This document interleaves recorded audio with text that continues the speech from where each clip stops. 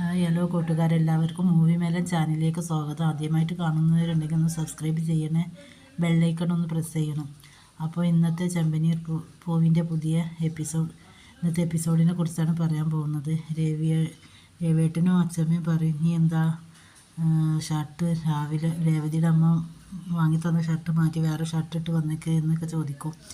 അപ്പോൾ സച്ചി പറയും, അത് ഷർട്ടിൽ ചായ വീണിരുന്നു, അപ്പോൾ മാറ്റിയതാണെന്ന് പറയും. അപ്പോൾ ഇതിന് രേവതി പറയും, ഷർട്ടിൽ ആണി കൊണ്ട് കീറിയതാണെന്ന് പറയും. രണ്ടാളും രണ്ട് രീതിയിൽ പറയുമ്പോൾ ശ്രദ്ധിക്കും ചന്ദ്രക്കൊക്കെ ഒരു സംശയം വരും. അപ്പോൾ ചന്ദ്ര പറയും, ഇത്ര കൃത്യമായിട്ട് ഇവളുടെ അമ്മയ്ക്ക് എങ്ങനെ അറിയാം നിൻ്റെ ഷർട്ടിൽ ചായ വീഴും, അതിന് പാകമായ ഒരു ഷർട്ട് വേറെ അവിടെ തയ്ച്ച് വെക്കാൻ ഇത്ര കൃത്യത്തിൽ എങ്ങനെ അറിയാമെന്നൊക്കെ പറഞ്ഞ് കുറ്റപ്പെടുത്തും. അപ്പോൾ അച്ഛമ്മ പറയും, നീ ഒന്നും ഉണ്ടായിരിക്കും ചന്ദ്ര, നല്ലൊരു ദിവസമായിട്ട് വഴക്കിനുണ്ടാവണം, നിനക്ക് ഞാൻ കുറച്ച് ജോലികൾ തന്നിട്ടുണ്ടല്ലോ, അത് പോയി ചെയ്യ്, നല്ലൊരു ദിവസമായിട്ട് വഴക്കിടാൻ വന്നിരിക്കും എന്നൊക്കെ പറഞ്ഞ് അച്ഛമ്മ ചീത്ത പറയും ചന്ദ്രന്. ആ സമയത്ത് ശ്രീകാന്ത് വർഷയും വരും, എന്താ ഇവിടെ വലിയ ചർച്ച എന്ന് ചോദിക്കും. അപ്പോൾ ശ്രുതി പറയും, ഇത് സച്ചി രാവിലെ പോകുമ്പോൾ ഇട്ട ഷർട്ടെല്ലാം തിരിച്ച് വരുമ്പോൾ ഇട്ടത്. അപ്പോൾ വർഷ പറയും, അതിനൊക്കെ എത്ര കാര്യമാക്കാനുണ്ടോ, ഞാനും തന്നെ ദിവസം എത്ര ഡ്രസ്സാണ് മാറുന്നത്, സ്റ്റുഡിയോ പോയാൽ ഞാൻ വേറെ ഡ്രസ്സ് ഇടും, എൻ്റെ ബാഗിൽ 2-3 ജോഡി ഞാൻ കൊണ്ടുപോകും എന്നൊക്കെ പറയും, അതിന് ഇത്ര കാര്യമാക്കാനുണ്ടോ എന്നൊക്കെ പറയും. അപ്പോൾ ശ്രീകാന്ത് പറയും രേവതിയോട്, ഏടത്തി വീട്ടിൽ നിന്ന് ആരൊക്കെ ഫംഗ്ഷനിൽ വരുന്നത്, അപ്പോൾ പറയും അമ്മയും ദൈവവും വരും എന്ന് പറയും. അപ്പോൾ ശ്രുതിയോട് പറയും, ഞങ്ങളൊന്ന് പുറത്തേക്ക് പോവാണ്, വീട് ഡെക്കറേഷൻ ചെയ്യാൻ ആൾ വരും, അപ്പോൾ ശ്രുതിയേട്ടനൊന്ന് അവരെ ഹെൽപ്പ് ചെയ്യണം. ഞാനെന്ത് ഹെൽപ്പ് ചെയ്യാനാണ്, ആ ബലൂൺ വീർപ്പിച്ചാൽ മതി, ശ്രുതിയേട്ടർക്ക് പിന്നെ ബലൂൺ വീർപ്പിച്ച് ബലൂൺ ഊതി വീർപ്പിച്ച് നല്ല പരിചയമുണ്ടല്ലോ എന്നൊക്കെ പറഞ്ഞ് ശ്രീകാന്ത് കളിയാക്കും. ഈ സമയം ശ്രുതിയും കൂടി പറയും, അവിടെ എന്തോ നടന്നിട്ടുണ്ട്, അവർ പറയായി അവരെ മുഖം കണ്ടാൽ അറിയാം എന്ന് പറയും. അങ്ങനെ ശ്രുതി രേവതിയുടെ അടുത്ത് വന്നിട്ട് പറയും, രേവതി നിൻ്റെ വീട്ടിൽ എന്താ ഉണ്ടായത് എന്ന് ചോദിക്കും. അപ്പോൾ രേവതി ഒന്നും പറയില്ല. നിങ്ങൾക്ക് എൻ്റെ പേഴ്സണൽ കാര്യങ്ങളിൽ സച്ചി ഇടപെടുന്നുണ്ടല്ലോ, അതേപോലെ നിങ്ങളുടെ പേഴ്സണൽ കാര്യത്തിൽ ഇടപെട്ടപ്പോൾ നിനക്കത് ബുദ്ധിമുട്ടായി തോന്നിയില്ല, അതേപോലെയാണ് എനിക്കും. നിങ്ങൾ എൻ്റെ പേഴ്സണൽ കാര്യം, നീ എൻ്റെ അച്ഛന് ജയിലിലായ കാര്യമൊക്കെ നീ എൻ്റെ വീട്ടിൽ പോയി പറഞ്ഞില്ലേ, ഇപ്പോൾ മനസ്സിലായില്ലേ, എനിക്ക് നിങ്ങളെ കാര്യങ്ങളൊന്നും അറിയണമെന്നില്ല. പക്ഷേ അപ്പോൾ രേവതി പറയും, നിൻ്റെ ആൻറ്റി ചോദിക്കാൻ പറഞ്ഞതാവില്ലേ, എന്നിട്ട് ഇന്നത്തെ ഫംഗ്ഷൻ ഇവിടെ കുളമാക്കാനാവില്ലേ, എങ്ങനെയായാലും ഇന്നത്തെ ഫംഗ്ഷൻ ഇവിടെ അടിപൊളിയായി കഴിയും, ഞങ്ങളെ വീട്ടിൽ ഇന്ന് എൻ്റെ അനിയത്തിയും അമ്മയും വരും, അവർക്ക് എന്തെങ്കിലും തെറ്റുണ്ടെങ്കിൽ അവരിന്ന് ഇങ്ങോട്ട് വരില്ലല്ലോ, പിന്നെ നിങ്ങൾ വിചാരിക്കണ പോലെ ഒന്നുമില്ല എന്ന് പറഞ്ഞ് രേവതി അവിടുന്ന് പോകും. പിന്നെ കാണിക്കുന്നത് ആൻ്റണിയാണ്. ആൻ്റണി ജയിലിൽ ഇറങ്ങി ശരത്തിനോട് പറയും, ഇന്ന് നീ അങ്ങോട്ട് പോകണം, ഫംഗ്ഷനുള്ള സ്ഥലത്തൊക്കെ പോകണം, നീ ഗിഫ്റ്റ് കൊടുക്കണം എന്നൊക്കെ പറഞ്ഞ് ആൻ്റണി അവർക്ക് ക്യാഷൊക്കെ കൊടുക്കും.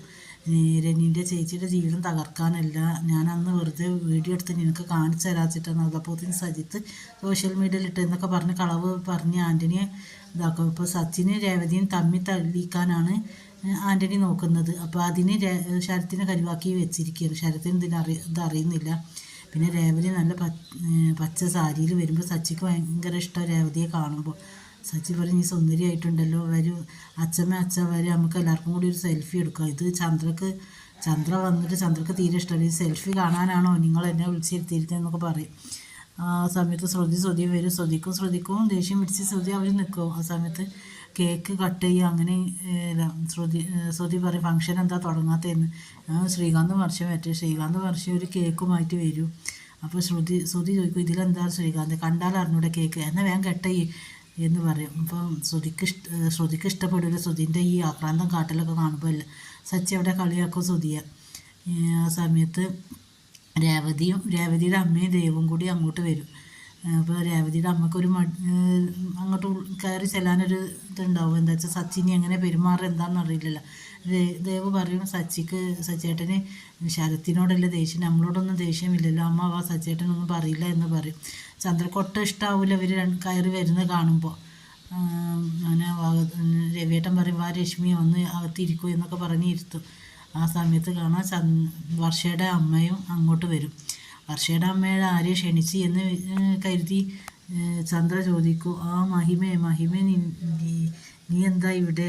അപ്പോൾ രവിയേട്ടൻ പറയും, എന്താ ചന്ദ്രൻ നീ പറയുന്നത്? ഇന്ന് ഇവിടെ ഒരു ഫംഗ്ഷൻ അല്ലേ, മഹിമയെ വർഷയോട് ഞാൻ പറഞ്ഞതാണ് അമ്മ അച്ഛനെ ക്ഷണിക്കണം എന്ന് പറഞ്ഞു.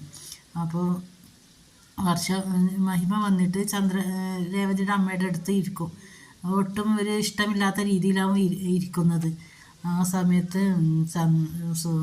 സച്ചിക്കും രേവതിക്കും എന്തോ ഒരു മഹിമയെ കാണുമ്പോൾ ഒരു വിഷമം പോലെ അവർ അവിടെ നിൽക്കുന്നുണ്ടാവും. അങ്ങനെ വിശേഷങ്ങളൊക്കെ പറഞ്ഞിരിക്കുന്ന സമയത്ത് രവിയേട്ടൻ ചോദിക്കും, മധുസൂദനൻ എന്തേ വരാൻ? അത് ചേട്ടനും ഇവിടെ മധുവേട്ടൻ ഇവിടെ സ്ഥലത്തില്ല എന്ന് പറയും. അങ്ങനെ സച്ചി പറയും, അച്ഛനോട് പറയും, അച്ഛ ഇവരോട് ഞങ്ങളടുത്തേക്ക് വരണ്ട എന്ന് പറയും.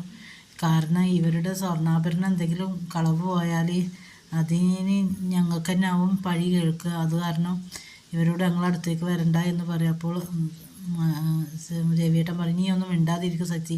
മഹിമ പറയും, അതൊക്കെ മനസ്സിൽ വെക്കണ്ട, പിന്നെ ഞാനതൊക്കെ വിട്ടു, നമ്മൾ രണ്ട് കുടുംബങ്ങൾ ഇങ്ങനെ തെറ്റി പിരിഞ്ഞ് നിൽക്കണ്ട എന്നൊക്കെ പറയാം. രേവതിയുടെ വെഡിങ് ആനിവേഴ്സറിക്ക് വിഷ് ചെയ്യും. അങ്ങനെ ഇന്നത്തെ എപ്പിസോഡ് ഇവിടെ അവസാനിക്കുന്നു. എല്ലാവർക്കും ഇന്നത്തെ എപ്പിസോഡ് ഇഷ്ടമായെന്ന് കരുതുന്നു. ഇനി ചെമ്മനീർ പൂവിൻ്റെ പുതിയ എപ്പിസോഡുമായി നാളെ വരാം.